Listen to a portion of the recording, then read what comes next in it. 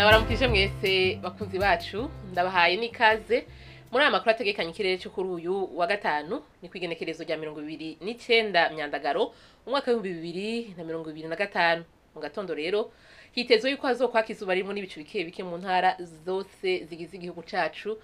azoba hakanye gusumba handi naho azoba ari mu Kayanza hamwe n'Igitega aho ibipimo by'ubushuye vyaho bizaba bigera kuri degre Celsius 13 eka no ku muhingamo hazobandanya haka izuba ririmo n'ibicu bike bike mu gihugu cyose hazoba hashushe gusumba handi azoba ari mu bucibitoke aho ibipimo by'ubushuye vyaho bizaba bigera kuri degre Celsius 31 ejo mu gatondo hitezwe yuko izuba rizoseruka igihe cy'isaha 12 zirenga k'iminota 3 rirenge igihe cy'isaha 12 n'iminota 5 z'umugoroba nuko rero ni hana makuru ategekanya ikirere cyo kuri uyu wa gatanu agarukiye mwakoze mwese kuyakurikira naho ubutaha